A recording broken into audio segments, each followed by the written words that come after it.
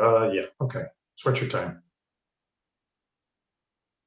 It was, I personally was struggling yesterday. All Hard day. right. My apologies for the delay, but you are now live. It is 4:04 and you're good to go. Terrific, thank you. So this is the June 22nd meeting of the Community Advisory Board Review Committee. And I'll call the roll. We have Dave Risberger. Here. We have Len Carson. Here. Luke Murphy. Here.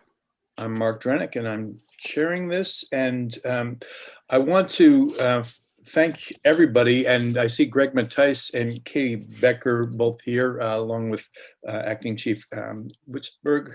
So thank you guys for joining us. Both Katie and Greg helped me out quite a bit yesterday as I got their input on a flow chart that I sent you folks, which I think hopefully will speed our conversation as we start the meeting.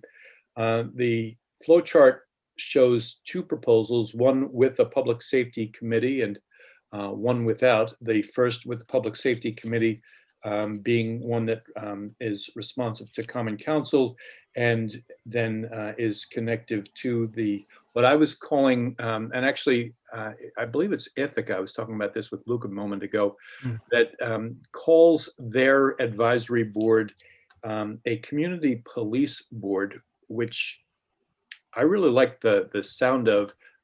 I'm not making an executive decision here by any stretch of the imagination, but I thought I might put that in until you guys tell me to strike it. We can call it whatever we'd like. This is essentially the community advisory board that I've, for the purposes of this flow chart, just renamed community police. But I do think there's merit in that. Anyway, the public safety committee then having the community police board be responsive to it, and the city administrator and OPD, and a point of some contention, the community solutions panel. So we'll talk about that.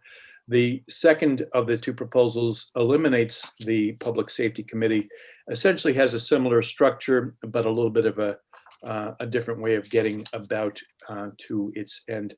The definition of the community police board, the advisory board, is the thing that we voted on last week, and that is still all of that verbiage is intact, sitting in section 4, subsection A. You'll have received that draft language and you'll find that there. So we'll want to modify some of the language in whichever proposal or variation on proposals that we go with relative to the actual flow chart that we'll include as part of, as an appendix essentially in our report. The other thing I want to say before we start is that we have in this latest iteration of our draft language, we have only two highlighted colors. One is yellow, and those are the two recommendations that need council opinion. At least that was what we determined. I'm going to want to read them again just to make sure that we're still in agreement on that. If we are, we're just going to present those to council as a separate component. And then that which is in red has been essentially left in place so that we're able to reference the letters in the sequence that they appear in the original CAB presentation to us, but I'll take those out, and then that, when we're done, and those will then modify the letter order for some things, not all things. So that all makes sense to everyone? Great. Okay. Can I go ahead, Dave? Yeah, one thing I would like to make a suggestion. Let me open this back up here. On the draft language, the ones that say pending council opinion. Yes. Well, technically, and maybe I'm oversimplifying this, but the draft language we're sending to council, we need council opinion on the whole thing. That's true. What I would suggest is we have what, two items. Yes. I would suggest we just vote from this group on something, and we could highlight it if we need to later. I mean, we may be picking this apart with the entire council anyway. If that's, I feel like it makes sense, not only for we four and those other attendees, but also for those folks who are looking at this on YouTube, to reconnect with what those two recommendations are. And so I feel like at the very least we can read them and determine what we want to do with those. I mean, the other thing is to pull them out completely, right, and vote on the package. Yes. And then say, well, we have these two other things that we were discussing too, but I don't know. Part of me feels like we could end up forgetting it. Sure. So why don't I read? There are two only. So go ahead, Luke. I was just going to say a similar suggestion is, and I don't know if it's appropriate to do an asterisk next to each, but perhaps leave in there as is, as they were put in the report, and just put an asterisk to let the council know that we, particularly these two, require further discussion. Potentially. Let me read these just for the sake of everybody remembering what they are. And the first one is letter L in transparency and reporting and gathering of information. And recommendation L, as it was provided to us, reads, this board recommends that the Common Council consider implementing a formal policy that all increases to the OPD budget greater than the rate of inflation must first receive a written cost-benefit analysis considering whether the requested funds could better address related problems, community concerns, and root causes of crime if allocated elsewhere. So hearing that, it's probably, well, I'm not going to say what I think. Hearing that, why don't we hear what you think? Luke, let's start with you. Yeah, I think it makes sense. I think, at the end of the year, most departments anyway hand in their budget. I think it could just be part of the budget process. It's, if, for example, an OPD already has to do this to some extent anyway, but for, let's say there is some brand new piece of equipment, I don't know, some jetpacks, for example, and they put jetpacks in their budget. And if it's astronomical, if it's a lot of money, a justification as to why they need it, I think is the idea here. And that I think it's fair. Most other departments have to do it, and I believe OPD does it as well. But making sure that it's in there is I think good. Dave or Len, thoughts? Yeah, so Luke, what was the thought behind the cab on where this or who this was going to be sent to other than the Common Council? I think it was supposed to. I think it was to be sent only to the Common Council. Well, I mean, I agree with you. The department heads already have to provide justifications for any line items at any point during the budgetary process. I don't know. I read this, and as long as it's not going outside of the Common Council, it's kind of a mute point. It's going to happen anyways. So every line is scrutinized all the way down through the entire process. No, I agree, and I think it might not hurt putting it in there because the public didn't know that. And I was only one. I don't believe this was this might have been, but I don't believe it was part of the subgroup I was with. So including that in there as a reaffirmation, as we've done with a couple of others, might not be a bad idea. Just kind of confirming our stance. Is there a cost-benefit analysis that is typically done relative to how monies might be used for something that would be related to public safety, for instance? In this particular case, they're talking about other things to address related problems, community concerns, and root causes of crime if allocated elsewhere. So is it typical that if the police were asking for a budget line increase, that a cost benefit analysis would be done? No, meaning that they're not going to sit there and say to the rest of that sentence that they're going to justify the purchasing towards community concerns, root causes. I mean, Chris is on. I mean, he can justify how he's going to go about this, but I know that they'll come in with. Here's a great example. So Doug came before us with the $184,000 request for the special, the tactical unit. And Chris has wisely incorporated that into a multi-department vehicle so that the cost benefit analysis is spread out through 3 departments. So that's just a difference in the department heads recognizing the asset and what it can or cannot be used. Again, Doug and Chris had to justify that expenditure of where it was coming from and why. Let me go to Dave. You know, on its face value, I mean, this looks great, but then you read into it and it's almost like it's oversimplifying the process.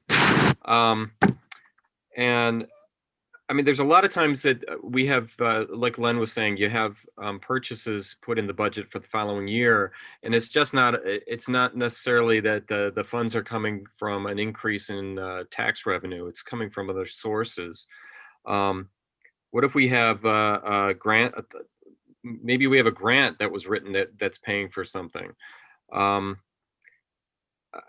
know what this is trying to get at. But I don't know that it's going to accomplish what it wants to accomplish. And was there any research done into showing how often the OPD budget was increased at a rate that was greater than the rate of inflation, Luke? Do you Can't know? answer that. I'm not sure. Yeah, so it's almost, well, it's assuming a problem. We don't know if there's a problem also. So from what place within the context of budget requests to council through finance would a request for monies that, you know, the second half, the inference is if it doesn't go to the police, it goes to X. So who is advocating for X right now? Is there anybody advocating for X right now? I don't know that there is. And I don't know if we would be legally allowed to give the taxpayers funds to X. So then the question I have is, first off, it's twofold. One, Dave's point is that this very well may be an issue that doesn't exist in terms of any kind of regularity of requests by the police department for budgetary, budgets that go beyond cost of living, expansions that go beyond cost of living. So number one. And number two, if they did have a request for some, major piece or major expenditure for programming or whatever it might be, that what's inferred here is that it should be an either or. It should either be the police get it or this X gets it. And there's no current advocacy for X. See, go ahead, Dave. I think I understand why this was written, why this was a suggestion, Luke. I think on a much larger scale, let's say if this was sent to the county, where a county has their own police force and they have a health department, they can allocate funding for different departments, where if we implemented this, and I know where this is coming from. Let's say we're pulling money from a police department budget, but we don't know where we can put it that's actually going to have an impact. And I don't know that we have the ability to take these funds to put it anywhere to have an impact. And then there's the question of whether that impact would be enough. So Luke, is there a way for us to write this where essentially right now the strategy for the police or any department presenting their budget is that they are justifying their budget, even if it's above the rate of inflation. That justification is going to be based on their needs as they perceive them, and then that is going to, through committees, Len, and that justification is something that can we lose the contingency without losing the cab on this, of it being either something that the police department sees this extra money, or we find somebody else who's a, Yeah, I think it's fine to say, just preventing over, just analyzing but not analyzing. I don't have the original language in front of me, but I think the spirit of it is just ensuring that, again, I'm unaware. There could very well have been a long research process with one of the subgroups looking at the police budget. I'm not aware. I can't say there has or there hasn't been. But just referring to the what's the word? Showing the public that this is something that's done anyway. Budget requests are put in with description of why item X is needed, why item Y is needed. I think if we take the spirit of this message, or the spirit of this recommendation in an affirmative tone, as we've done with some others that we currently already do, but there's some public lack of awareness. I think that meets the spirit of it. How about this then? All increases to the OPD budget greater than the rate of inflation must have a written cost benefit. It must include a written cost benefit analysis. I don't understand where you're going with this, Mark, but cost analysis benefits on what? Their entire budget as a whole, or line items, or I just keep reading this as we're talking, and now I'm to the point where now Chris or the next police chief, do they literally have to do a cost benefit analysis on every single line item within their budget? Yeah, I'd have to look it up, but I think it's 2.1 million. Yeah. So if the rate of inflation meant that there was a let's say a 3% increase in the expectation of the budget request by the police, and instead what they're looking for is a 4% increase in that budget, which equals $100,000 for the sake of just argument. Could we ask the police to provide a rationale? I mean, certainly, we're calling it a cost benefit analysis because that's the language here, but even provide the rationale, and wouldn't you anyway, Chris? Absolutely. And I think the cost benefit analysis for me is concerning, because I'm not really sure how we put a cost benefit analysis on a public safety matter. We can have a budget increase due to overtime for let's say major criminal operations through the year, or we have some ongoing public safety issue.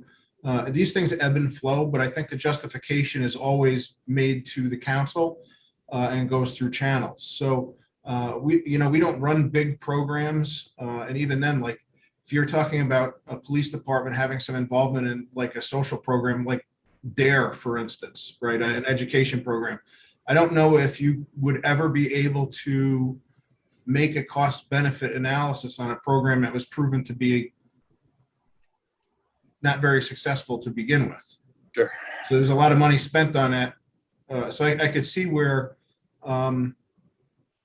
making a justification for a new program to the council would be important, but I don't know how you would quantify a cost benefit analysis for community policing initiative. So I would suggest that we scrap verbiage. It's always very subjective in any case. I mean, that could be spun by anybody with skill. But the justification, and it's standard practice that. Go ahead, Dave. I would just leave this as I would, Luke, and I know the intent behind this, but I would recommend removing this because all the costs that come through OPD, every department through City Hall is going to be going through and analyzed by the city administrator before it reaches the Common Council for a vote.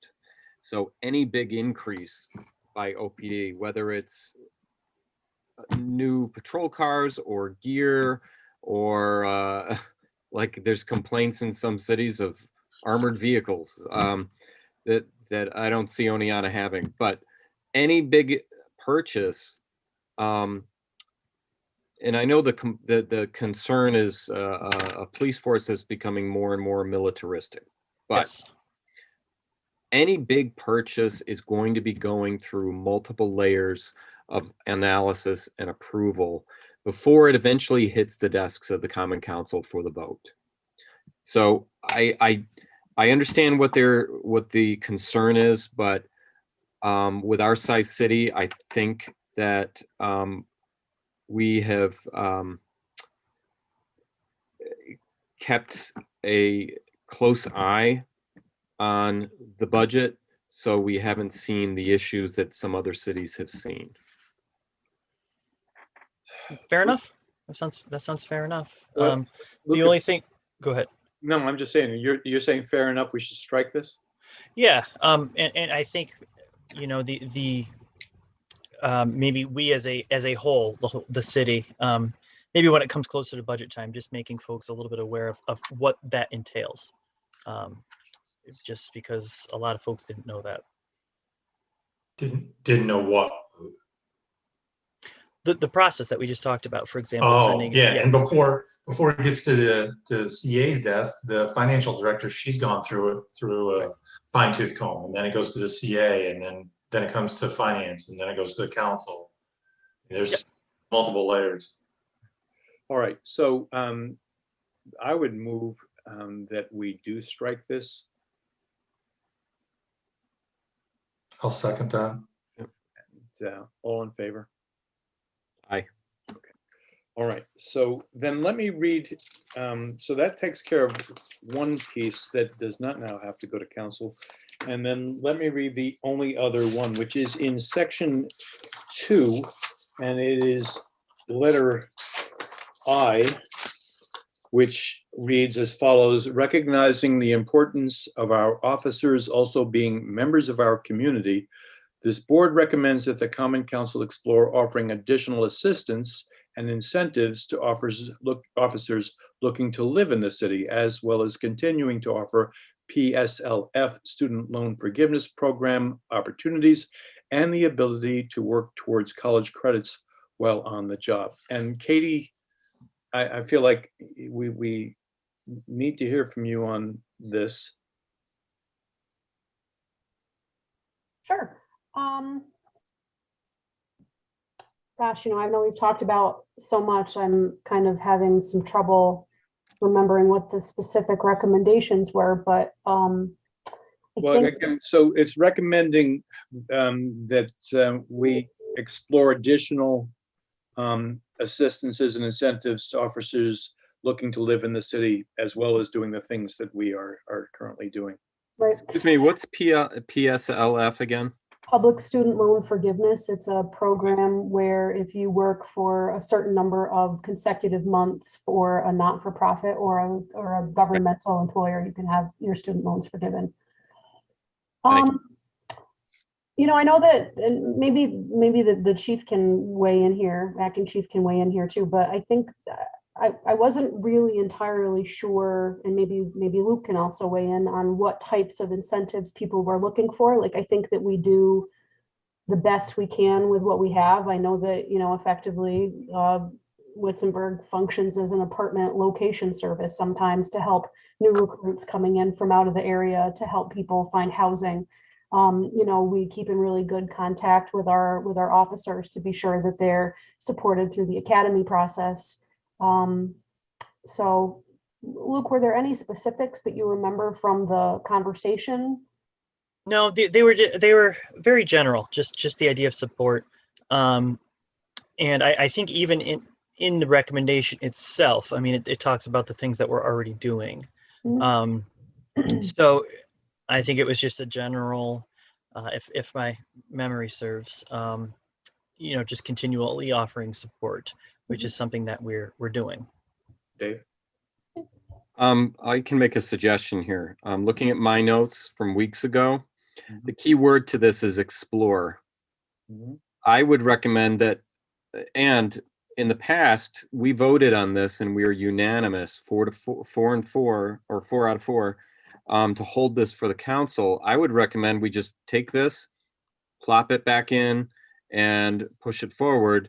And since it's explore, that's something that the council can work on. And we may find out that there's either lots that we can do or nothing we can do. We just don't know. And we're not going to know through these meetings. We would just be spinning our wheels here possibly. And I tend to agree. I would second that. I would second that recommendation. Yeah. So, yeah, as I've read it now, I mean, honestly, it's a pretty vague expectation. Explore, could But be. it's something to work on. I think it's worthwhile to look into, and we may find that we may be doing that for more than just OPD. So, Sure. So yeah, that's right, exactly. Yeah. So we've got a second, and any further discussion on it? Luke, you have thoughts on it? No, I think that sounds good. Okay, in that case, all in favor of adopting as is? Aye. Aye. Nothing goes to council independently now. So that's cool. All right. Len, you look lost. No, you got it. Okay. You sure you weren't looking at me, Mark? Huh? Said you sure you weren't looking at me? All right. So with that, we are in pretty good shape with our language. I'm going to ask that language that you folks now have in possession, that you we're not going to roll through all of it now. I would hope that all of it pretty much reflects everything that's been said. I've certainly gone to the tape enough times. But if you review it over the course of these next few days and find that there's anything that requires modification, if you let me know, and we can, if it's necessary to talk about it, we can. I think that we'll find that they're pretty much what we had all agreed on. Mark, when we're done here, can you add those back into the draft language and then send it back out? Right, and I'll send that off. Plus, we're going to be modifying in section 4, subsection A. We reference a couple of things that will both inform the proposal that we put for the appendix, whichever this winds up being, and vice versa. So all of that language will be the final language when I send it to you. Final pending your approval. All right, that said, so that's really kind of great. Let's take a look at these two flow charts. And basically what we're doing is we're advocating for a public safety committee with the one or not in the other case. In proposal 2, we simply take that out and make it a more sort of a direct report. And you guys have had an opportunity. I hope I've given you enough time to look at it to be able to kind of assess what the structure of this is and how it would work. And so, Mark, as we're looking at that, could we just address what was changed from the one that you sent out before you got the recommendations after review with Greg and Katie? Mm-hmm. What is it that you saw different? It was mostly in the language. There were a couple of things. The community solutions panel reference. I'm still very much an advocate of having that be a grayed out line. It should be probably more grayed out than it looks on my printout here, but a grayed out line to the community solutions panel. It's the absolute fact that this is not a city committee, that the city has no authority or jurisdiction or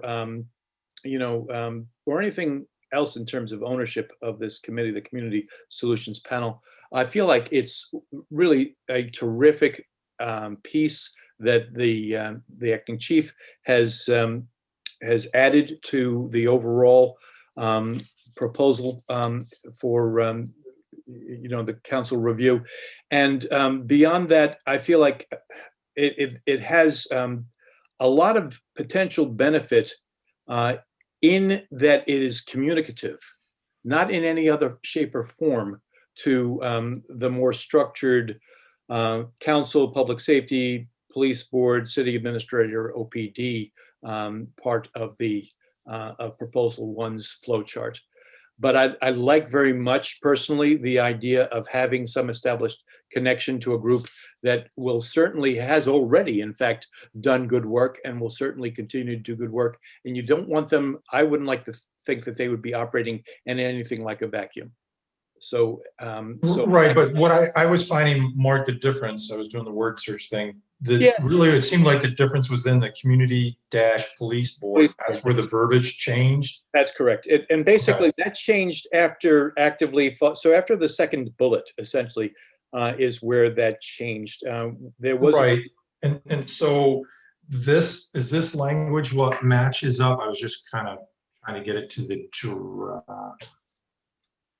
I was just trying to put it back, and it looks like it matches. So I would say that the language on the second one, after the review from Greg and Katie, that language within the community police board, that's the language that we're referring to now, right? Yes, yes. And look at proposal one. I was too fast in sending a PDF. I think I might have mentioned that to you folks. Right. And it didn't save the proper one. I have that and I can send it to you. I just feel like I shouldn't keep sending you, multiple iterations of the same thing. But if you look at proposal one, the community police board as that's described, that would be replicated fairly closely, if not exactly, in proposal number two. The community police board was really kind of where the rubber hit the road in terms of, both Greg's and Katie's connection to our strategizing here. And specifically, it was about, as we modified things, the way that the complaints or praise of the Oneonta Police would wind up being connective to this this board. And what we have here is that most likely this is going to be a scenario where there's a web-based form. There'll be other avenues that the community police board will wind up fielding complaints, etc. But those complaints, generally speaking, will probably wind up digital, and they'll wind up directed through a form to the emails of the city administrator and the personnel director. And as we talked about in our last meeting, and the last couple of meetings actually, the most of the issues are going to wind up being issues that are more personnel oriented than anything else. And so appropriately, they're going to wind up going to the personnel director. And certainly the city administrator should be aware of it. There may be some, and probably would be, remember we talked about the NDAs and so forth, all of that conversation. So there could very well be information there that isn't appropriate to be shared with any board, frankly, and is really more the purview of the personnel director and the police chief. So what we are saying here is that information will be, that the city administrator and personnel director will confer with the city staff as needed, and that the community police board will be kept informed of the feedback and also of the status as this progresses, whatever that complaint may be or accolade may be, but certainly most likely complaint by the city administrator. So that was a modification in terms of the actual more granular kind of assessment of how this might work. Does that make sense? Yes, it does. And it really comes down to whether or not we want public safety committee as a standing committee or the community police board as a right. But let's just at least plow through the other modifications of the community police board, and then maybe we can come back to the public safety committee piece, because that really is that's the real difference between these two. There was the other piece was that was modified, was tracking and quantifying the data and creating surveys, and surveys can be tricky. Having put a couple of surveys together in my time, I can tell you. So the idea that they're pursuant to generally accepted standards of scientific surveys, and I'm not frankly familiar with SAIS, MSHA, but Katie is, and Luke, you might be. So basically what we're saying that there are basic standards for, the production of surveys, especially in terms of the data that's going to be generated and most specifically how that data can be interpreted. Right.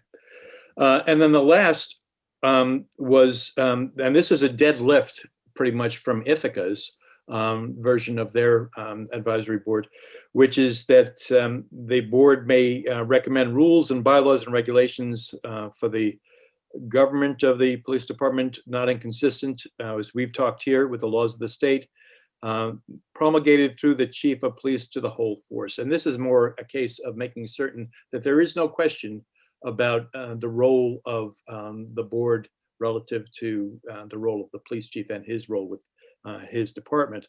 The chief of police shall have the immediate direction and control of police in the administration of the rules, bylaws, and regulations of the department. It's just kind of affirming what I think we would all presume. And so that's the difference between what I had sent originally and the modifications that I saw later on. Does that make sense? And are we good with it? I guess that's the bottom line. Are we more or less good with that? What I did not do, and we are probably going to want to do, is as I look at the third bullet in our citizen advisory, in 4 section A, it says it's about the hiring, and that's not included in that. And certainly, I think that it probably should be. That was, frankly, an oversight in my part. So I think that probably just needs to get added in. What we're saying in 4A does, even in shorthand, and the idea of the flow charts verbiage was that it was supposed to be shorthand. But if we're going to have any kind of detail, it should be the same detail. I guess you're losing me there, Mark, because I'm looking at your latest draft for section 4, the civilian oversight and community involvement, recommendations A, and you just said, who's watching? Who's participating in the hiring? It's under duties, the third bullet. A board representative will provide input, opinion to the hiring of the chief of the police department and take part in the interview process while maintaining confidentiality. That didn't make it into my my flow chart, but that should probably, if we're going to have it in the appendix. Agreed.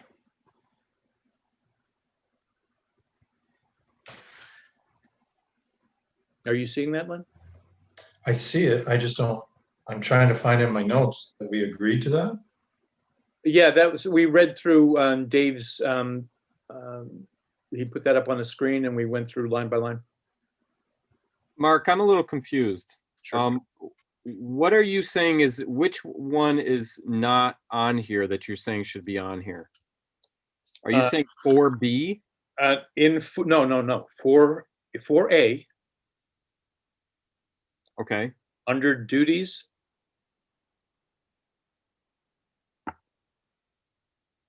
It's in the 4A where, I guess? it's in the draft language. I'm sorry, Dave. He sent it out earlier today, Dave. Not that much earlier. 3:39. Yeah. You were being kind, All right, and which one here? It'd be 4A, and then he wants us to look at the third bullet down under duties. Right. Yep. It is what we agreed to, and it's just language. Again, the flow chart was more for flow than as a final document, but as it got more detailed, it's clear that that should probably be indicated there as well. We actually did say that because what we've had in the hiring of the city administrators, we've had members of the community that have taken part of the interview process, and they give the opinion to the council, but they don't have a vote. Right. So Right, and that's what we talked about. The same thing. If I remember correctly, I think that the same example was given, wasn't it, Mark, or something very similar? That's exactly right. Yeah. I mean, I've only recently played the tape, so I know it's right. Yeah. Right. So to Dave's point, though, that language should be in that bullet, Yeah, though, Mark, that's that they're Right. a non-voting member of that panel. Hey, you know what? That's right, and that's not in that verbiage that we voted on. That's interesting. Thank you, Dave, for bringing that up. Yeah, I didn't though. But it's all good though, because it should, so I will You modify guys that. brought it up. Yeah, I no, didn't remember? yeah. I wasn't remembering it, and I'm gonna try and find your email, and I was like, yeah, no. No, I read your, in fact, this is a dead lift from your email. So, but good. It's all Yeah, good. I think that should be under the duties of whichever proposal Yes, we it come will. out with. I think it should be in there. Yes, and I'll make certain that it is. Again, the flow chart got more detailed as we got into it. But that's fine. And so I'll put that in. Now, if we can go back to that, at this point, I think we're agreed about the community police board. I do want to go back to the members piece of it, because that's the same in both. I had a conversation with the mayor, who made the point of, which I think, Len, you also made. I think both Luke and I were kind of advocates of a larger group. Dave, I think you also thought that perhaps 5 was a better number. No, I said it didn't matter to me. Okay, in any case, but I think both Luke and I were saying 7, and I've heard as little as 3, but the mayor's point was that we want to make sure that you have people show up for these meetings. You have to have a quorum, and so having 5 maybe is a better bet. I agree. If you have 5, then you only have to have 3. That's the majority. Right. And so with that, if we agree to that, and I think we just did, Dave, it doesn't matter to you, and Len, you are with 5, and I'm come around to the idea of 5, and Luke, you're okay with 5? I think so, yeah. Okay. So so I'm just going to modify that in our language that sits currently in 4A where it says 7. Okay. I just want to make sure everything is consistent. No, Mark, you have 5. It says. Oh, did I? Yeah, It does say 5 on there. Yeah, it says 5 members appointed by the mayor. Oh, there you go. All right. Anyway, From the good. council. So I got to Ahead of yourself. All Good right. job. All right. The other thing that there was some question about, the Community Solutions Panel. And this is a place where I wound up disagreeing with some of the input I got. I really do believe that having a non-voting liaison on this Community Solutions Panel is going to, and I understand that it's not a government, it's not a city panel, it's not, a government entity, but it's going to mean that we know what's going on and they know what's going on. And I gotta feel like that's got value. It seems like it would open the communication lines also, right, Mark? Right. Yeah, that's what I feel. Go ahead, Dave first. I'm sorry. I would strongly disagree with having that. The That's what purpose of the 2 boards have very different, distinct purposes. And to have, you've got one board that most of the members are potentially not even going to live in the city. Right.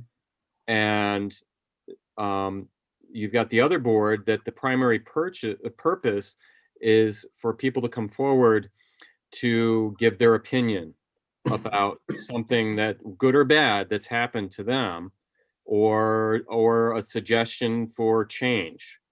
And I don't think there's a reason to have a member from the Community Solutions Panel as a member of the other, as a liaison to see what's going on. It's kind of like having a member of Parks and Rec being a liaison to the zoning board or the planning commission or something like that. It just doesn't, they don't jive, and it may actually, people may be less likely to come forward to, if they have a complaint, they may be less likely to come forward. I would think that you have a liaison from each of those boards that it should be reporting directly to council. And if there's something significant, that's a personnel issue, then you can go into executive session and have a discussion, and then it can feed back to the city administrator and HR if necessary. That can be decided at the meeting. But I don't see the reason to have a liaison from another ad hoc committee that could also change year to year, and have a significant change when there's a new police chief. Luke? You know, I have the same exact concerns as Dave, very similar. You know, additionally, you know, I think that many of the community members that I've spoken to through this whole process were pretty committed to the idea of having it purely run as a civilian citizen group. Now, the person that could be put on the doesn't necessarily have to be OPD. It could be anybody. But and no, absolutely no offense to the chief here, but the perception could be it's someone handpicked by the chief that could sway the opinion. And I just don't think we want to go there, as well as the things Dave has said. And it's going to be I would highly advise against it as well. So for me, unless Len, you want to chime in. So I was looking at the individual that was coming from the community solutions panel as sharing, I guess, technical information. They're all specialists within their industry, and they're at the cutting edge on all of it. And I would think that the community police board would want to know that we have, through this multi-week process, or multi-month process of going through this, we have found a absolute need to refer to the specialists about information. And I respectfully disagree that this is a individual that would present a position of not allowing others to speak. These are people that care about individuals that are suffering from different mental health issues, that would want to hear directly from community members about what's going on. This would give them an opportunity to hear directly rather than maybe individualized or their specialty.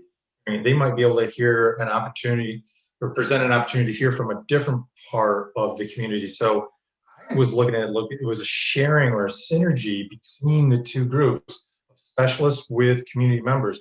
I definitely didn't take this as this was going to be adversarial in having this non-voting liaison.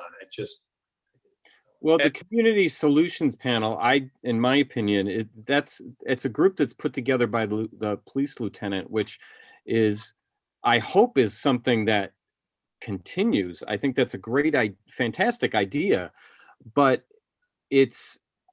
I feel that it's serving a different aspect of the community.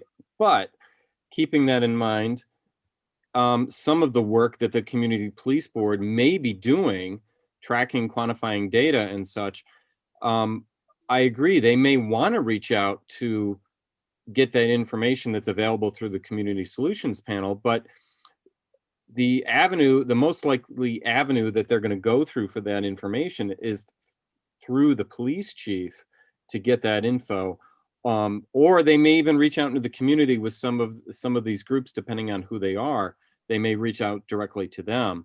But I think to have them at this meeting, have a liaison from a group that is not put together directly by the council, really wouldn't be appropriate. I think if they want to reach out to them separately, they probably will.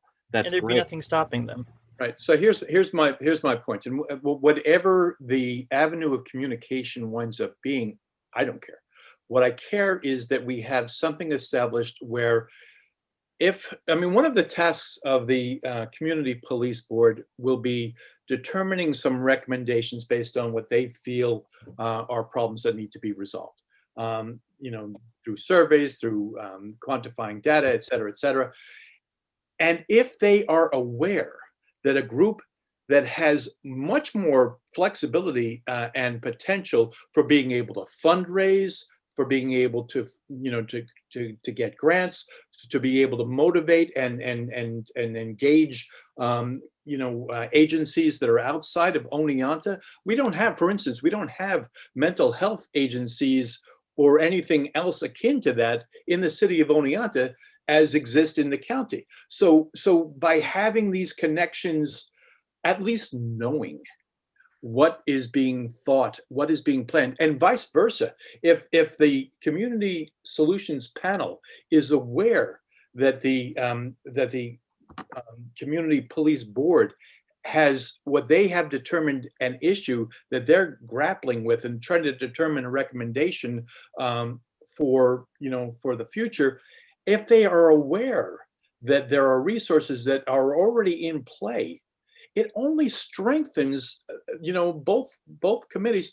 And even though the one, it's not even, and even though the one is ad hoc, it's because the other one is ad hoc, is that you have that strength. And if they're not a liaison, it doesn't matter to me. What matters to me is that we have some expectation of communication so that they both know in a way that is kind of baked into the cake what is going on with the other one. It's only going to help.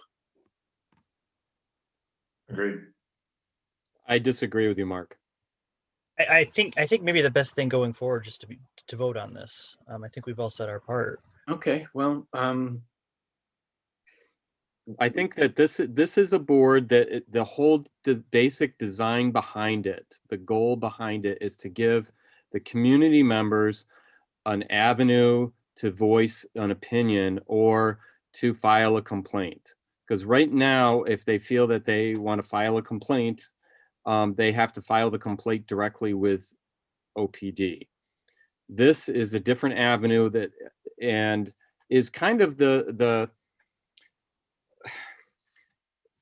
it's a different avenue for them to give an opinion. And if we have a group, to have a group that's, I think it needs to be specific to them filing the complaint and listen. This is a purpose. The purpose of this is for people to hear the complaint and decide what to do with it. This is not going to be, the main purpose of this is not to solve the community problems. Solving the community problems may come through the Community Solutions Board, hence the name. And that's going to feed its way through the police chief back to the city administrator and to the common council. But to have, and if the community police board feels that they want to bring somebody in to answer questions, they can do that on their own time. But I think it would be highly, highly inappropriate to have them as a liaison to this board for considering what the main purpose of it is. The solutions are not going to come from the community police board. The solutions from that side are going to come from the council meeting with the city administrator and HR and the police chief later on. Yeah.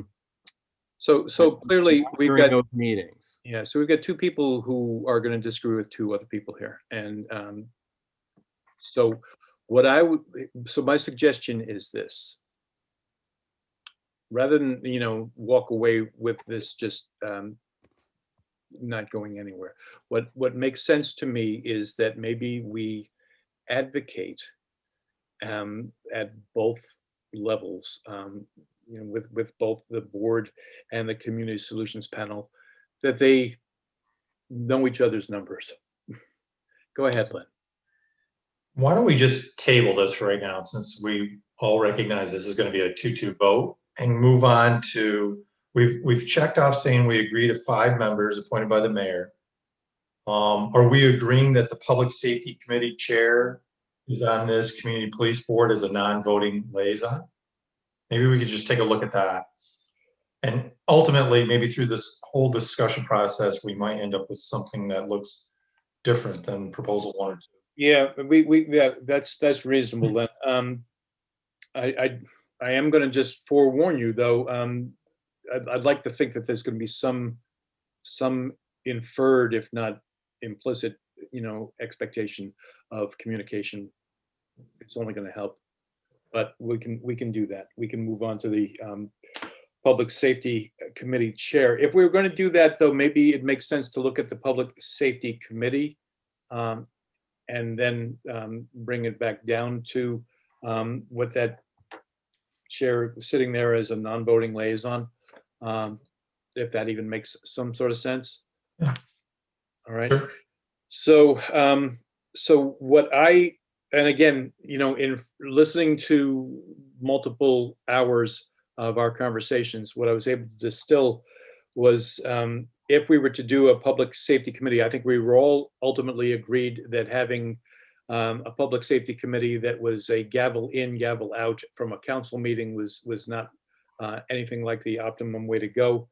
And so if we were looking at but we do want to have that connection to common council in a structured way. So if we're looking at a public safety committee that was set up as per most committees, you'd be looking at 4 council members. Okay. And Dave, you're saying no. Now, I mean, after thinking about this and what I said before, and I actually, if I remember right, I was never in favor of having a committee with 4 council members, filtering the information from the community police board.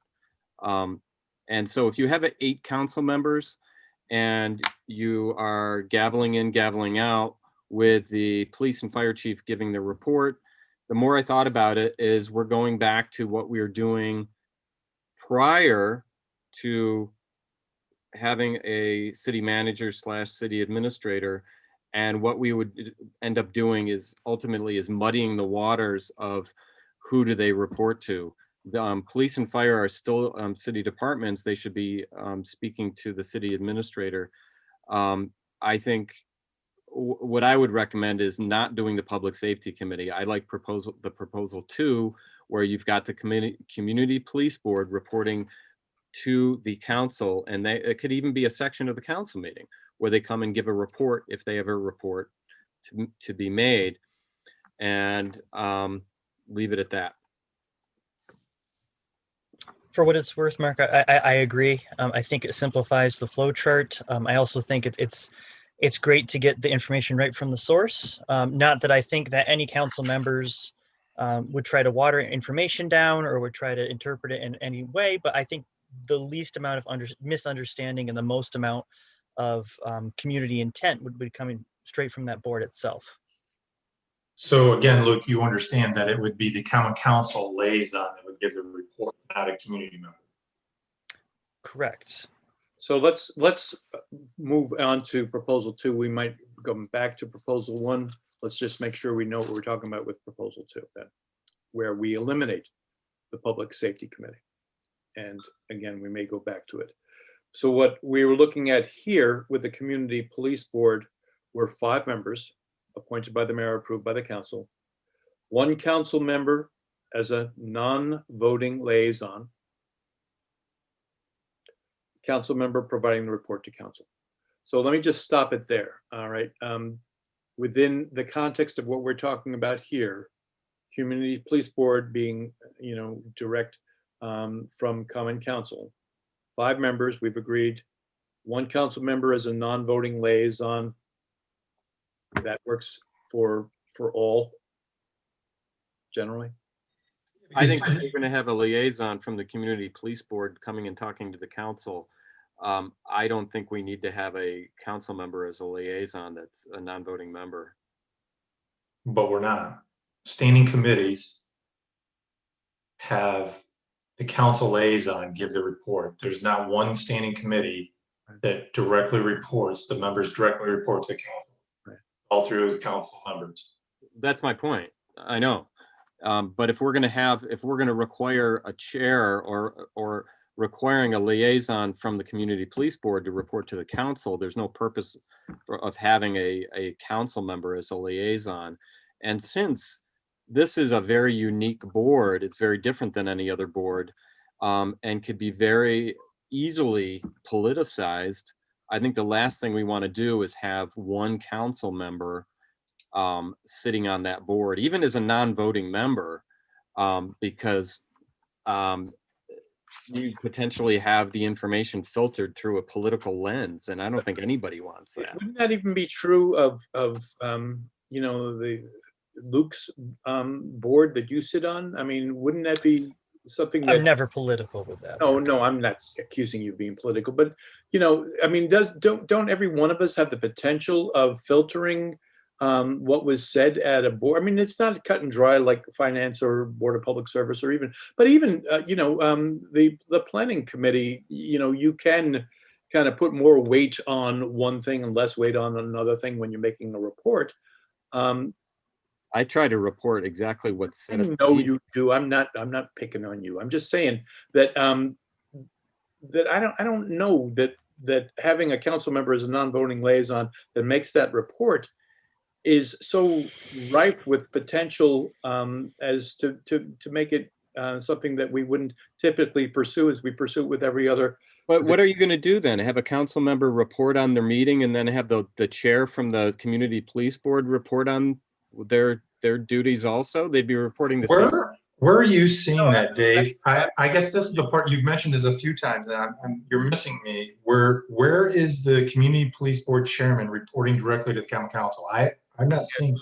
It's not. Maybe I thought we had discussed, I know we had discussed that in the past of having that happen. And that's how the information gets filtered up to the council, because they're not always going to be meeting. Correct, but I think we furthered through that discussion, and I think Mark just got done saying he's listened to our voices multiple times, and this is what we agreed to. I mean, it's not, you know, so to be clear, Len, it's not what we agreed to, it's what the consensus was. And they're, you know, Okay. vote and get a unanimous agreement on it. That's why we're doing this now. But that was, generally speaking, the consensus.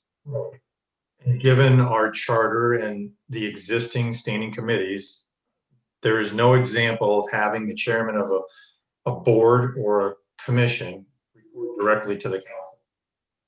It's all through That's liaisons. right.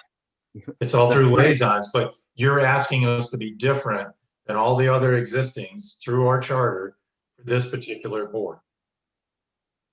That's right. And we haven't had a community advisory board put together to discuss zoning or discuss planning or discuss the parks. We've been told to come together to discuss the police department. It's a very unique situation. Mhm. And whatever we come up with here, if we're going to have a community board put together, that's why I feel that, especially if we're going to try to make this as non-political as possible, I think the information should, when they meet, it should come directly from the board to the entire council, not coming from one council member. Luke, He makes a fair point. Dave's point. Yes, and one I support. Okay. Len? We can bring both proposals to the council for Yeah, further. I think that's ultimately where we're headed, because one, I don't think we're agreeing upon the other community solutions panel. As we just previously discussed, is going to be a non-voting member liaison to the community police board or the public safety. I don't know. I'm not in agreement with allowing the chairman of the community police board to report directly to the county council. All right, so as I've got this, so I'm fine with giving the council something to dig their, you know, sink their teeth into. Proposal 1 and proposal 2, and they can maybe come up with proposal 3. Right. Our job is to give them our best effort, and I think we are.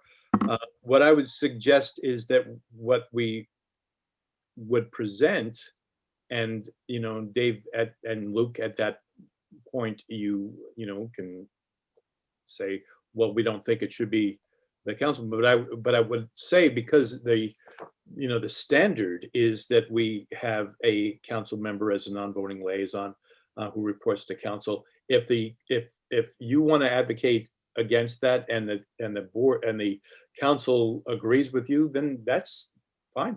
Yeah, just, I mean, we'll present our arguments and see what the council That's decides. fine. But in terms of providing a document to them, what I would suggest is that we have the two first lines, the 5 members and the 1 council member lines that you see there. I will pull, because I think there's a clearer consensus that I think Lynn and I are all but alone on the community solutions panel in terms of its integration into this being something that, although I believe in it, I feel like we're going to have to figure out how to make sure that it doesn't get lost in the process. But I feel that I'm okay with removing the 1 member of the community solutions panel as a non-voting late, just pulling that.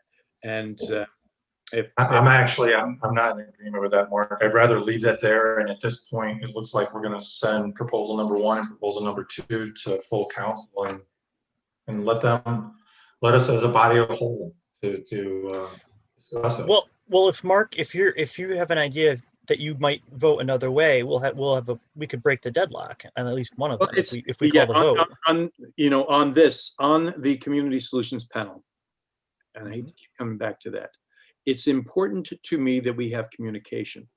I understand, and then frankly, I think I can probably get a sense of council probably shooting this down for the very same reasons that, those who've provided me input have said it's not going to fly, which is that it's not a typically governmental structure. We've seen this, we've done this, we know what it is. And I don't want it to go away. I would rather figure out how we can keep it alive and keep that communication going to it and back and forth, and figure out some less structured kind of a connection to it. It's an ad hoc group. It has unbelievable value in my mind's eye, and I don't want to have it cut out. Because the council has determined it should be cut out, and therefore it withers and dies because of lack of connection or support. I would rather let's pull it and figure out how we can make sure that what we build winds up at least connective to it in terms of members talking with one another. We're working on something. What are you guys doing? So Mark, how do we make sure that for the sake of, I don't think this would survive council vote. And I think that would wind up being more detrimental to the community solutions panel than my pulling it here. And we figure a way for us to have this connection in a more inferred capacity. I will pull this. I would vote to pull this community and the references, in fact, to the community solutions panel, knowing that the police chief will wind up advocating for, well, not advocating, but talking about, the good things that are being done, and then that will filter into a report, certainly, that council will hear. I don't want to be pushing council to make a decision about how we integrate something that is outside of anybody's experience with city infrastructure and have it wither and die. So I'm looking at your flow chart, Mark. So to go along with your thinking, we would white out 1 member of the community solutions panel as a non-voting liaison under a community police board. Yes. We would white out the line that takes it from the community solutions panel up to the community police board, and we would also white out the line that would take us from community solutions panel up to public safety. Yes, we would basically rely on the police chief and his communications with the city administrator and his reports to keep the council abreast of what's going on with the community solutions panel.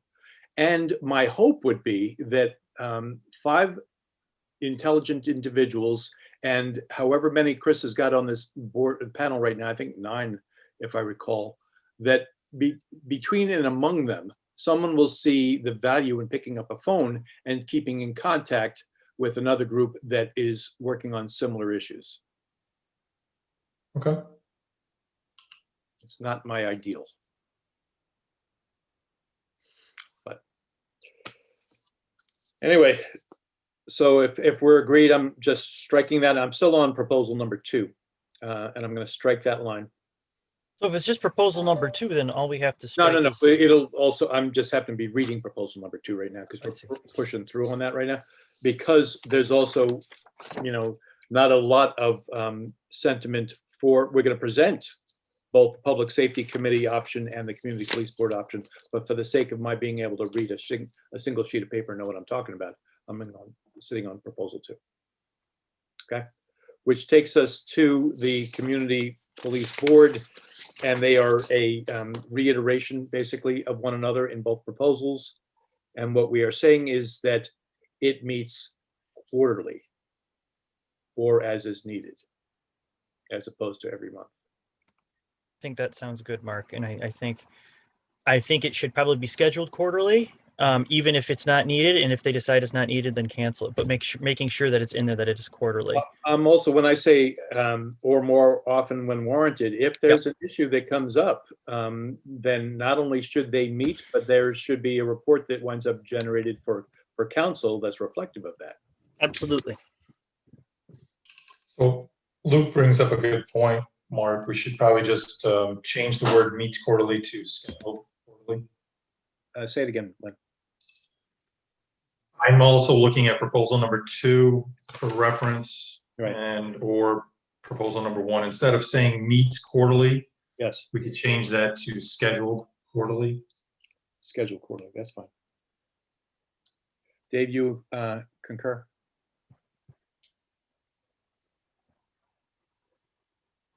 Honestly, I mean, meets and scheduled say 2 different things if you're looking at it through legalese. Meets means you meet.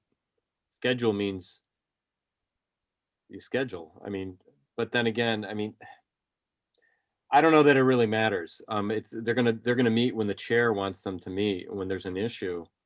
Well, we don't want them to just go. Why don't we just say that it's the same language as what we have in the charter then, Dave? And what is that language? So we're waiting for Katie to pop up. I would have to look it up. There she is. Looking, sorry, guys. Katie's got it. I'm looking. Meetings can be canceled.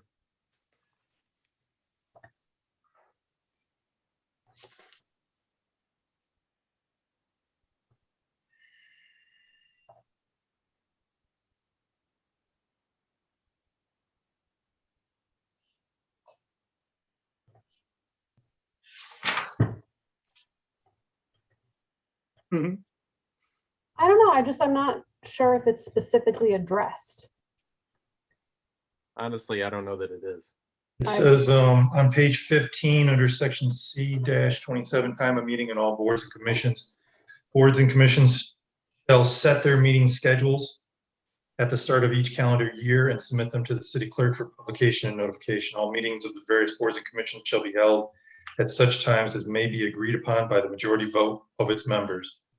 But in no case shall any such meeting commence sooner than 4:00 p.m.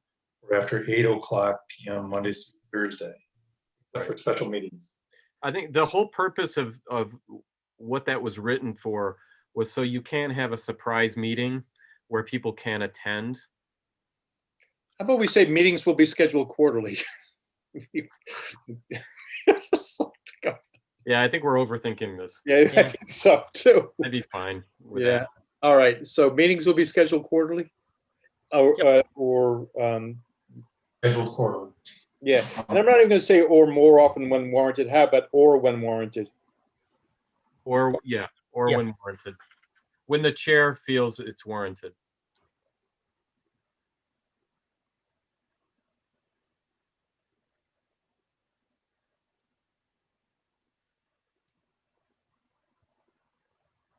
Okay.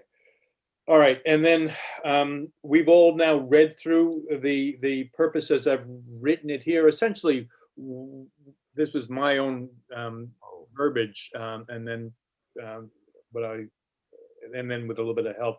But I'm going to add in the piece about the non-voting involvement in the chief of police hiring. Correct. And outside of that, that describes the community police board. So we are saying that as we're handing it to council, that the council member provides a report to council. If they decide, because Dave and Luke are going to advocate for a different position, that's the way they want to go, that's fine. What we're also looking at here is the city administrator's role in this flow chart. And that is that the city administrator will meet regularly with the police chief. And what I've written here is, in conjunction with the police chief, provide a quarterly report to council. This I think gives the city administrator and the police chief an option on who is making the report. Maybe they both are. And that basically we're looking at new, or this isn't the data collection piece. That frankly is most likely going to come from the community police board. This is more about, this is more good news, frankly. I think, Len, you and I were talking about the human side of the report. And that's the newer improving policies, good stuff. Mitigation of concerns that might have been expressed by the community police board or captured via whatever other community input. Highlights of community interactions, which again, I think is a really valuable and positive thing to be bringing to council. The work of the community solutions panel. So here, at the very least, I would like to think that we might have the community solutions panel and their work brought into the fold. Luke, Dave? Tell me again, where are you expecting them to be pulled in?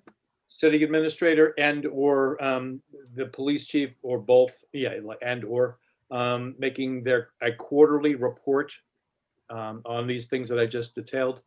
And among them is the work of the community solutions panel. I would assume that would be part of the chief of police's report. That's what I'm saying. Yeah, they should be included in the chief's report. Yeah, so that's what I'm saying. To the administrator, yeah. Okay, great.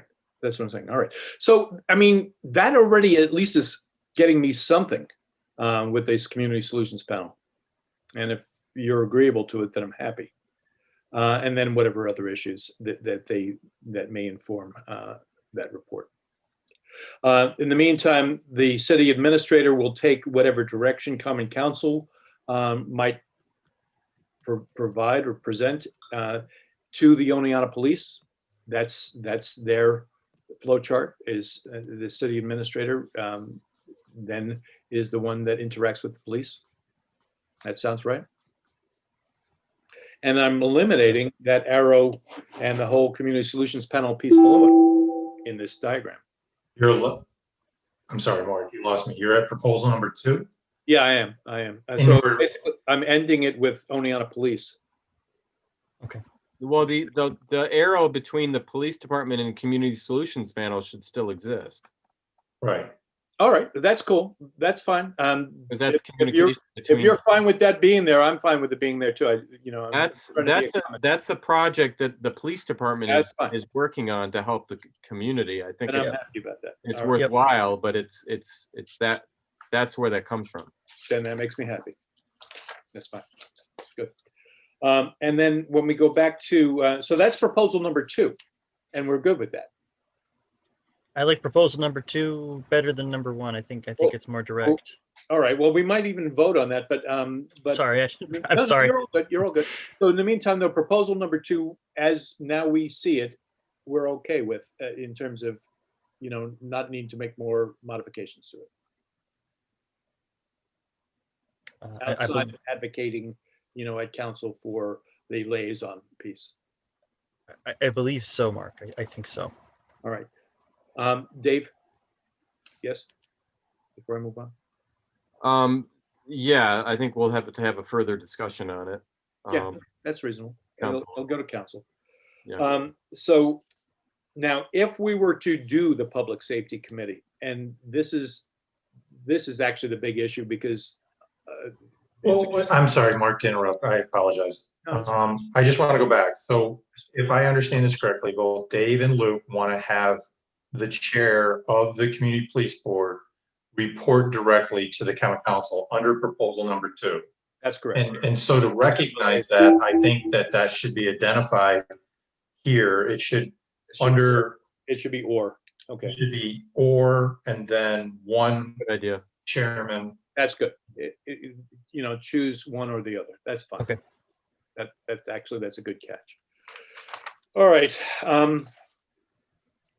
Now, we are all good about the Community Police Board. We're all good about the city administrator, the OPD, the Community Solutions Panel. In fact, even as it is constituted there, as we are removing all other references to the Community Solutions Panel, non-voting liaisons, all that other stuff.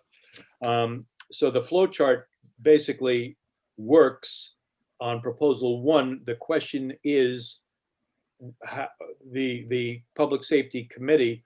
Again, I'm saying meets quarterly, or scheduled to meet quarterly, or when the chair deems it's warranted. Chairperson reports to the council quarterly. We are not certain if this is a 4-person, so maybe that's where we ended. Maybe we know what it wants to do: review the activity and note the recommendations, et cetera, et cetera. All of that stuff makes sense. It's a case of whether it's a 4-person committee or it's an 8-person committee that consists of essentially council. Am I right, Dave? That's how it would work. All right. So again, either or. We're going to say 4-person, or that it's an 8-person, common council.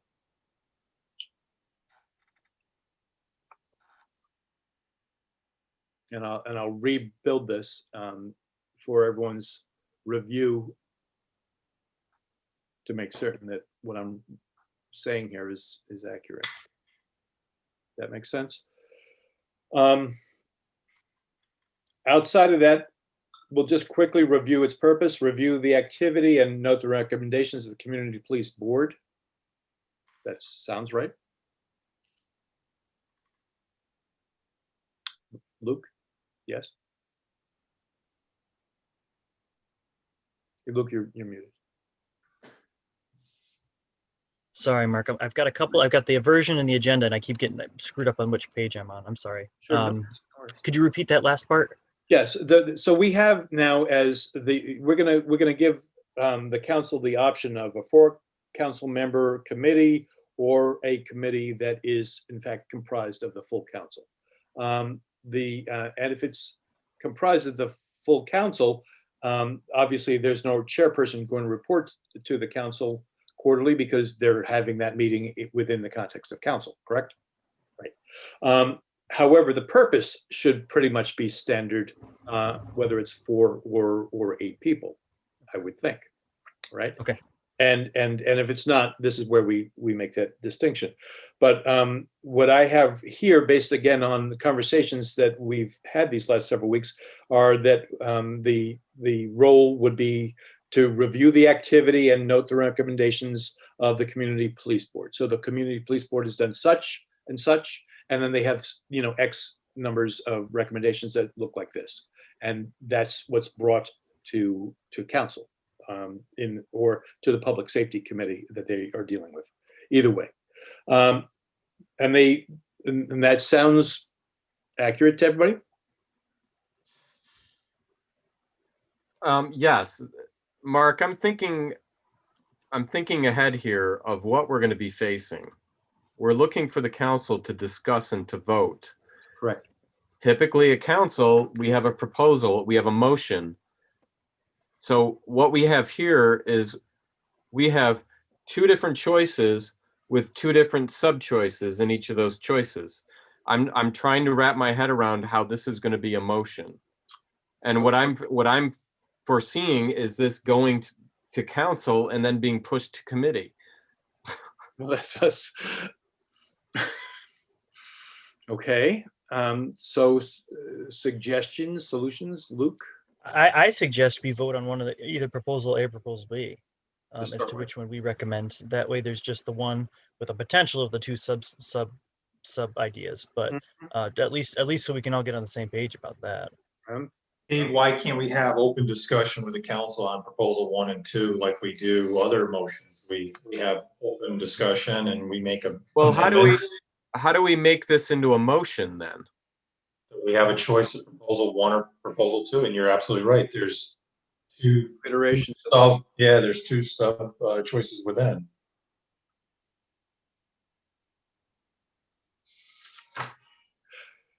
I don't think it's beyond our council. I kind of feel like Luke is onto something here with maybe we might be able to land on one of these two proposals.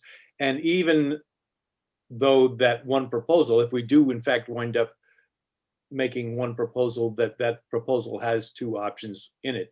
I understand your point, Dave, about having two proposals, each with two options, and then we reconvene on Wednesday after we break at 1 a.m. on in that morning.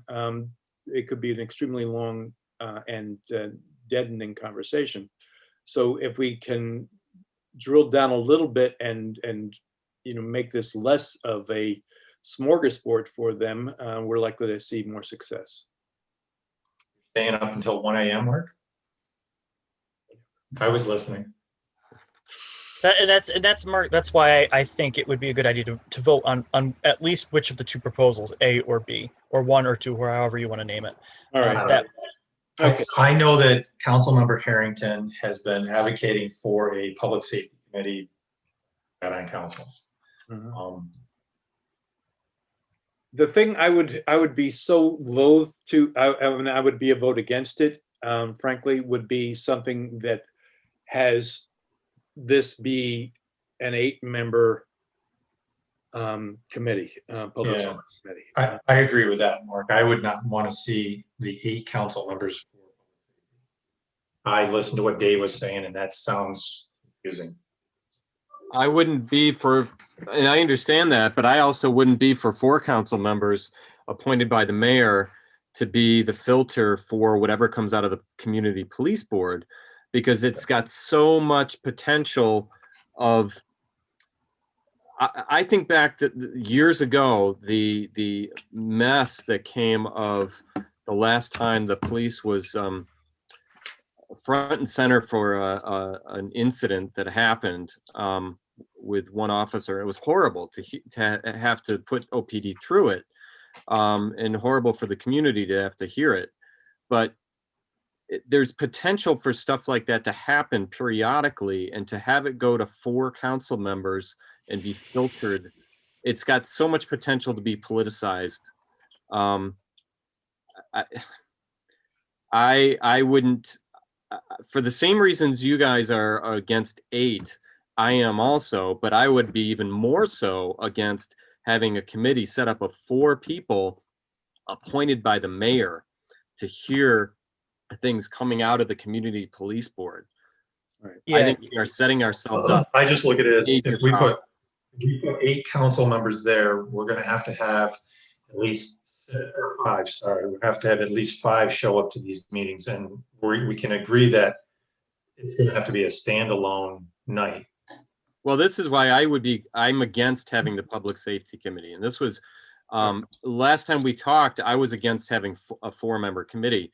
I was for 8, but then I thought, since our last meeting, the problems that we're going to run into with an 8-member committee is, you're right, having well, the quorum piece would be the same quorum issue as a common council meeting, because it would be during the council meeting. But it would be muddying the waters for the departments reporting to the city administrator, because then it would be pulling it back to the way it used to be, where police and fire would look at, okay, who are we answering to, the full council, or are we answering to the city administrator?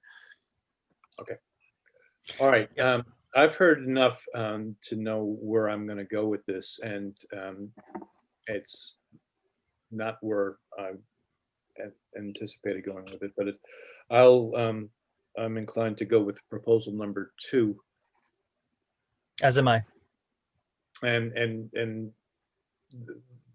I don't think the argument of 8 members versus 4. I mean, 8 members I just can't do, and 4 members. I get your point, Dave. I don't 100% agree with it, but I get it. So, and I do believe, I don't know if it might have been Luke that said, look, let's give them. No, it was you, Dave. Let's not give them too many choices. Let's give them proposal number 2, and then they can determine what they want to do in terms of the liaison piece or not, and that's already enough. So Well, looking at proposal number 2. Yeah. And hearing what Dave has said a couple of times about filtering. Yeah. Are we not having every one of our committees and council and board and commission meetings being recorded now? And we're going to continue as of July 1st. We'll continue video, audio recording, everything. So to your point about being filtered, Dave, there's no way around this. Everything is going to be recorded out there for perpetuity. Mm-hmm. So I guess if we're going to come down to a vote between proposal 1 and 2, as the chair of this committee is putting us to, then I would lean towards proposal number 2. But again, staying in line with the existing charter and past practice of the council and mayor is to have the council liaison provide the report. Yeah, well, that's where I'm at. That's great, because those are the two. I think those are the 2 things up for discussion for this sub proposal. Correct, Mark? Yes, it is. Right. So I appreciate that, Lynn. I don't see a resolution that I can be comfortable with between or that anyone's going to be comfortable with in the proposal 1 with the Public Safety Committee. So I'm inclined to pretend that it never happened and look at proposal number 2 and look at our non-voting liaison piece, or the member of the chair of that particular board making their report to council as being the 2 options from which the council can choose. I'm not ready to make a vote on which of those 2 within proposal 2 yet, because I mean, Len brought up a good point. I still have some questions about that and I don't know where we're going to answer these questions when it comes to, if we have a personnel issue, how is that dealt with within that community police board meeting? We don't know 100% that it's going to be broadcast necessarily, but if it is, the way we set this up, it wouldn't be. The way an HR issue too. Yeah, the way we've set this up, it would not be. There's one other piece, honestly, that it just dawned on me. We did talk a couple of weeks ago about incorporating Katie, the personnel director, as a liaison to the community police board for the purposes of providing kind of instantaneous information. We did talk about that. And I don't know why I'm just thinking of that now, but that might be a better solution. Yes, I think it's a good solution. I don't know if it's a binary solution. I think it's one thing or another. Go ahead, Glenn. Mark, you already have it included on proposal number 2 under community police board, bullet number 3. It lists as the complaints or praise of OFPD to be shared with the city administrator and personnel director. So you've already agreed with that. Right, that's true. Although that's more specifically about the complaints or accolades that come in, and that's going to come in most specifically to Katie and to Greg, and that so that there isn't that whole NDA issue. There is now that information will be shared as is appropriate with the community police board, but not to a degree that it certainly in broadcast that it crosses any lines. But it doesn't. It's not exactly the same thing as Katie sitting on the board as liaison. Go ahead, Dave. I mean, that may be the solution here within proposal number 2. If we have a disagreement between a council member liaison versus the chair being the liaison back to the council, maybe the solution is to have might be to have either HR or the city administrator being the liaison, and that's how the report gets back to the council. But I think I'd like to hear how, I think I'd like to hear an opinion from either Greg or Katie or both on how they feel about that. So Dave, before they come on, Greg or Katie, to your point, then looking at the flow chart, the CPB would have an arrow that would go over to the city administrator. I mean, it could, but So then that I don't want to get report, too hung up on the flow chart, but it would be by using it, it gives the flow of communication. oh, I see what you mean. Actually, yeah, it would be that way. Yeah. So yes, it's an arrow both ways. So it would be an arrow that goes from the CPB to the city administrator, who would report to the common council, because we already know that there's a synergy between the human resource director and our city administrator with regards to personnel. So that's already been addressed. But then we would expect when the community police board meet that's included in the city administrator or HR's report to the council. That's all. Correct. But I'd like to hear how they feel about it, because maybe it's such a difference from what we've been talking about. I don't want to necessarily jump at it and say yeah, because I'm sure there's always a bad side to a decision. Right. So and the expectation is probably that it would be Katie sitting in as liaison, and then she and Greg would confer, and again, ultimately, Greg winds up making that report with the police chief. Katie, go ahead. Sure. So I think one place to start, and I know that maybe this hasn't really been addressed here, and I don't know if that is, well, let me lay this out. Well, Greg and I had talked about, because the format of the community police board that's being discussed to meet quarterly, what Greg and I had kind of recommended was that complaints, whether they're related to personnel or policy or whatever, would come to he and I directly, not directly to the board. That's right. So I'm not sure if that part is necessarily clear. And the purpose of that is not to, the purpose of that suggestion that we made was not to filter information, but just, again, having the board that was meeting on a quarterly basis. And sometimes if it was, something egregious or something that needed to be acted on confidentially with sensitivity, ethicality, and immediately, then Greg and I would have the ability and the resources to do that. And then we would simply be making a report to the community police board as to what the complaint was, what the disposition was, what the status is, et cetera. So I guess before we go any further, is that kind of the general understanding about how this would work, or is there a different understanding? No, Katie, that is right. And looking at the third bullet under purpose, that's I think that I said that clearly, that those will be directed to the city administrator, personnel director, who will then confer, et cetera, et cetera. In fact, I don't think that's what it says here, Mark. you're looking, I'm sorry, yours is not the most up to date. Take a look on page 1. Sorry. Okay, you're back to the other. Yeah, again, this is the PDF that I didn't save before I sent. Okay, because it's different on the flow chart here. It says serve as a conduit for complaints or praise of OPD. Right, that's right. So To please, be shared with. yes, ignore that. Ignore that, please, and take a look at what it says on proposal 1. I'm sorry, I should have actually sent you. On proposal 1. Yes, yeah, it's the same language. Okay. Not proposal one, draft one, I think is what Mark meant.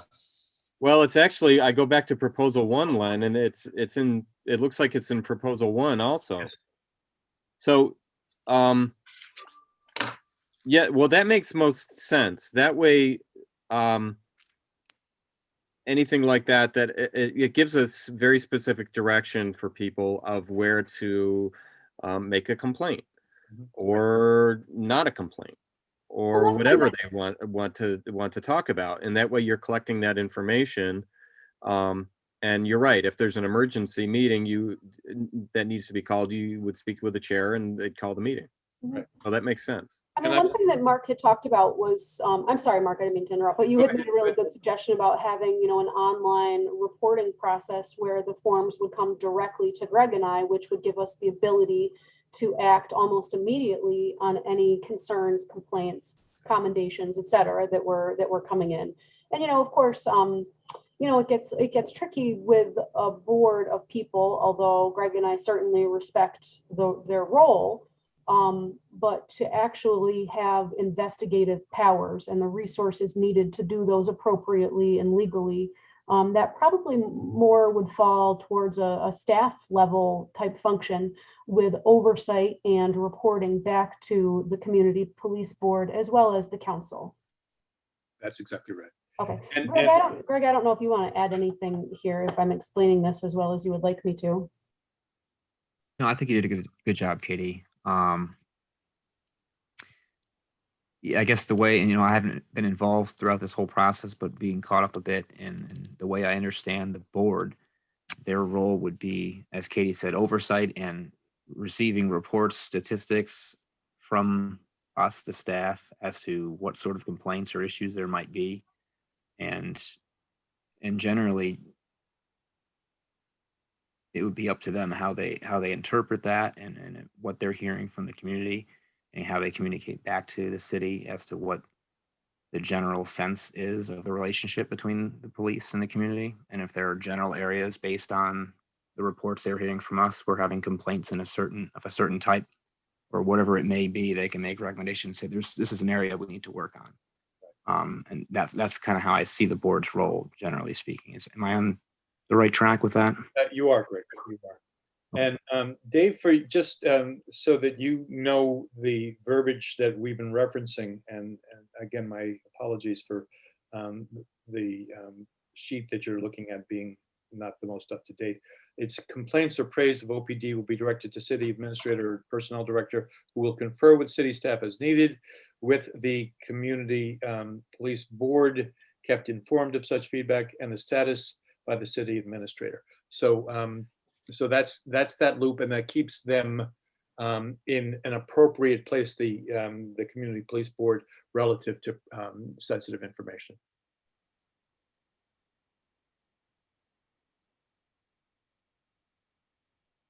Okay, thank you, Kate. But how do the complaints or praise of OPD, how does that make that back to a community police board meeting?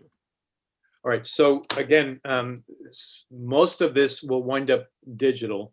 Most of it will be generated through a form. One of the very first things that we're asking the folks that are community police board members is to provide and promote information to the community regarding procedures and policies, and especially the reporting of crimes and other issues. And so we're going to be pushing the digital connection when they are run through that funnel. Essentially, it'll generate a form that will inform both Katie and Greg. And we can, Katie, we didn't talk about this, but we can create something that is an alert, and not much more than that, for the chair of the community police board, so that they are informed that something's come through the system. That didn't really answer my question, though. I'm sorry. When I'm looking here, complaints or praise of OPD will be directed to the city administrator and personnel director, who will then confer with the city staff as needed, with the community policing board kept informed of such feedback and the status by the city administrator. It doesn't say anything about, okay, how does that information then, at what point in the flow is that information discussed at a meeting with the community police board? Is this something that information is then, it's stored with Greg and Katie until a meeting is called with the community police board, and then that information is given to them, a discussion happens, and then depending on the outcome, they can go back and confer with city staff or the common council. Yeah, I wouldn't think so. I was, Wait a minute, Mark. Your answer, Dave, is right here in proposal number 2. Go down to the 3rd bullet. And it says the CPB will be kept informed of progress and resolution in the address of any concerns or complaints. So they're coming up with a resolution beyond the sensitive material that Katie and Greg have too. I guess part of the issue is I'm jumping back and forth between 2 different proposals, and we've got different information in each proposal. Yes. And I thought we had voted on proposal 2. we are. I think what I just don't want to happen, I don't think any of us want to happen, is have the information go to Katie and Greg and then it just be dealt with without the CPB meeting with Greg and Katie, or if that's what we decide to do, and then going forward with a solution or whatever it is that they're going forward with. So I think it's a relatively simple answer, which is that the chair of the community police board will be alerted, and that could be instantaneous without it being the full gamut and detail of whatever the complaint is, and then with that they can convene a meeting, as we've already said, whenever they feel it's appropriate. We know that we are scheduling their meetings quarterly, but they can convene a meeting earlier than that. They can also maintain, the expectation would be that because we are saying that they'll be kept informed of the feedback and the status by the city administrator, so they'll be kept in the loop. And they might find after a week or 3 days of hearing what's going on, it's time to convene a meeting of their board. Or they may determine that it's better to wait until it's all fully resolved, and that's up to them. Right, that's through the communication of the CPB and our personnel director, along with the city administrator, because they have to investigate this. Correct. Now, my verbiage is not the most elegant here. I was more involved in the flow of this, but I will rebuild and rewrite for everyone's review in the next day, certainly by the end of the day tomorrow, so that you've got something that is reflective of everything we're saying here, the detail of which we're saying here.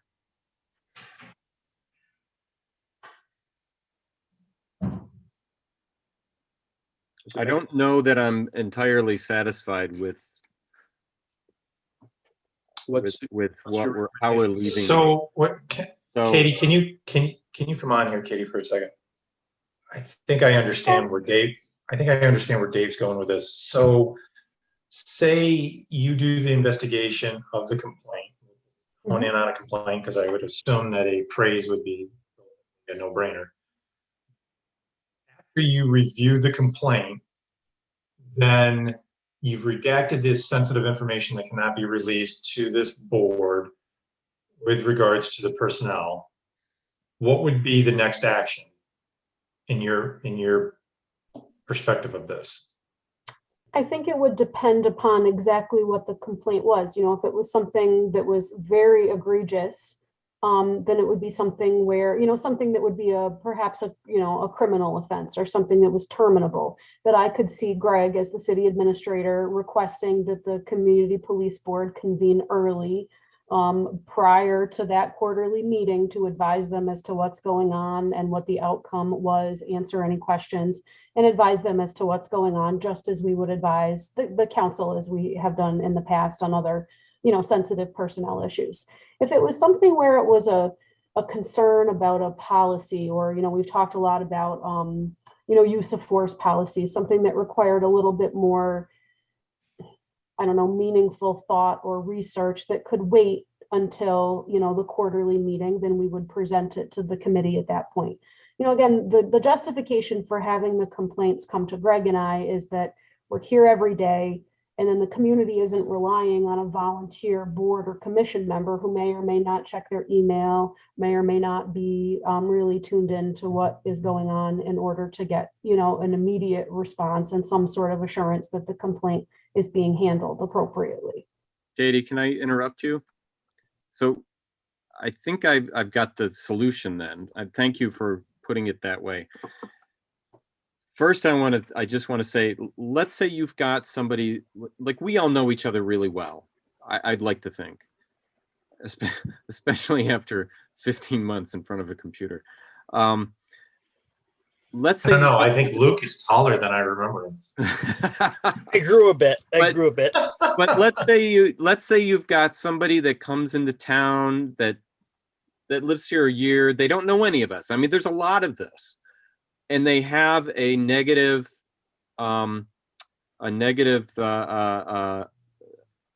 interaction with OPD for whatever reason, and they want to file the complaint, and they're said, well, file the complaint with our city administrator or HR.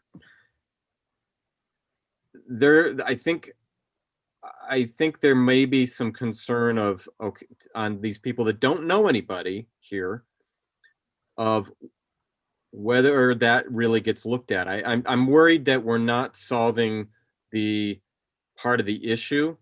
So my solution would be and it's pretty simple, is just to include in here somewhere that if we're going to have either Greg or Katie, like, first of all, if we agree that the complaints and praise will go to them, and I think that's a great way to do it. I think we need to decide then, put something in here under the definition of they must do or they will do this. So they will take these complaints and they must put them on the agenda for the next meeting. If they deem it's an immediate emergency, they will contact the chair of the community solutions or the community police board to discuss calling an early meeting, something along those lines. If with the work I've done with the city charter, I know words matter, and if you put something like that in there, I think that will at least give some vote of confidence to people that don't know people here, and they have something that they need to report, and they feel like, okay, it's going to get it's got to get taken care of. It must get taken care of. So Dave, we can certainly do that. I would also, though, still advocate for an alert being sent to just to keep the chair current. Yeah, I'm fine with that. I think that's a good idea. I think we just need some verbiage in here saying that this data these reports must be put on the agenda. We can definitely do that. The other thing is that the idea of filing a complaint is a little bit more complex than needs be, and that's one of the things that we're going to want to do is, and that's again one of the charges of the community police board, is getting that information probably through a portal that is a little bit more public facing off of the website. That if you have a comment there, if you have a complaint, and then that's what's going to generate the form, rather than somebody hunting down the personnel director or whomever. Oh yeah, I mean that's fine. Yeah. But when so people are smoother interaction with but if I'm just trying to filter this through the lens of somebody that doesn't know everybody here. I mean, I've got I meet people every day that have no clue who is in City Hall, who works in City Hall. No, so I think it's a reasonable thing. It's easily something that I can put into the verbiage here for everybody's review. Yeah. I mean, everybody else is agreeable to that. There's no reason. Yeah. I mean, I have the utmost confidence in Greg and Katie, but not everybody knows them. Right. Not everybody knows the different people that work in City Hall either. So Luke, is this hitting all the buttons for you? You know, Mark, I think so. I think so. Okay. All right. No, so good. So I think we're in a place right now where the only thing I'm a little bit confused about is the either or aspect of the liaison. Are we offering the council the option of choosing from door number 1, door number 2, and now door number 3 with Katie sitting in, or are we eliminating one of those options? I'll go first. I was thinking at this point through this discussion that we would eliminate door 1 and door 2 and go with the CA who works in conjunction and has synergy with the personnel director. So that's a has to, Len. So then that's it. Oh, I can redact that. Has to work with. I'm just glad they really get along. Administrator is also liaison, non-voting member, but liaison and conduit for information and partner in crime with the personnel director. Correct. I'm going to scratch out one council member will be just the CA as a non-voting liaison. Okay. All right. If that's what we have, then we're not offering the council any options except to either discuss it and change it, vote forward or vote it down, but we're not going to give them a smorgasbord of options. No, they get the one. Okay, I'm good. Take it or leave it. Whatever. Bottom line is we're going to make their lives a little less complicated so that they can have discussion and come up with something entirely different. And in effect ours. Now, the bad news is that clearly we're not done because we have still, we're done for tonight, but we still have the timelines to do. Yep. I don't see that being something that takes more than an hour, but I don't see it happening tonight, which means I'll have to explain to all those that are anticipating this thing being done today and handed off on Friday that it'll probably be yet another week.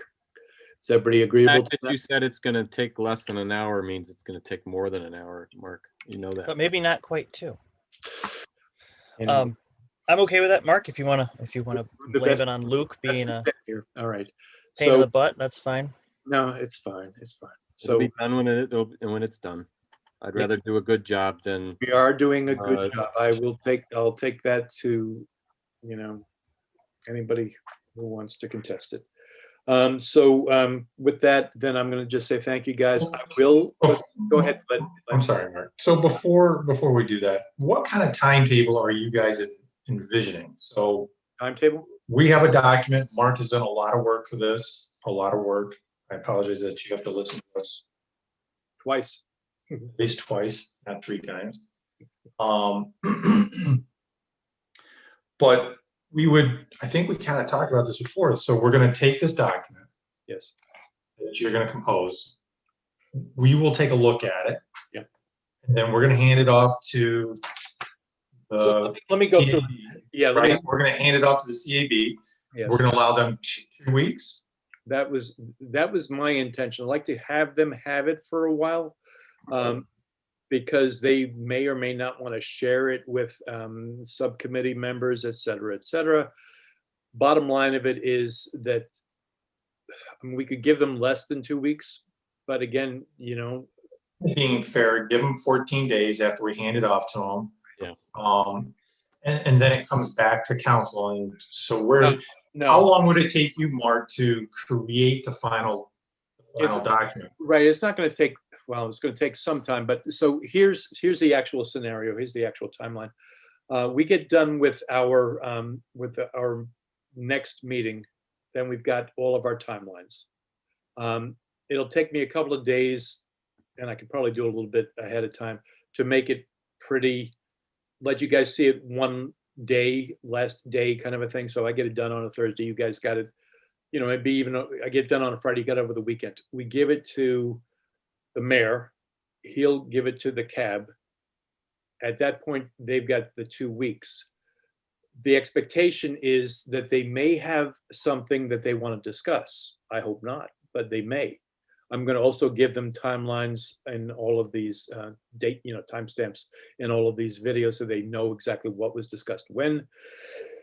And then we're going to give them the opportunity to come back and have the conversation with us so they can, if they need to know more about our rationale, they are provided that, then we're done.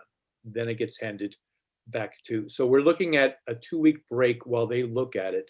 And then we will take their concerns with, and I'm presuming, Luke, you're going to wind up coordinating that. It'll be, I'm hoping not the entire cab, but some representative or representatives with whatever issues that they may have that we can then address. And that's I will. I'll work with the mayor. I was, believe it or not the chair of CAP. I was. No, I know. But I will work with the mayor, and if we think of getting the chair involved and making sure that the process. Yeah, I'll be in touch with. Ultimately, we want them to be as satisfied with the final product as we are, and then it goes. Mark, this is what you want to do next week for our meeting, is talk about this timetable? Yes. It's really dependent upon you. You're going to be the author of this document. Oh, no, the timetable, no, the timetable is, I'm sorry. Implementation of all the different recommendations, the timetable for each recommendation. I think that the timetable is going to be a discussion between us, Greg and Katie, and just deciding how much time we want to give for each thing. Yeah. Even if we want to break it down to easy, medium, hard. Yep. But Mark, I am not going to be here next week. I'm not going to be available Monday, Tuesday, Wednesday of next week.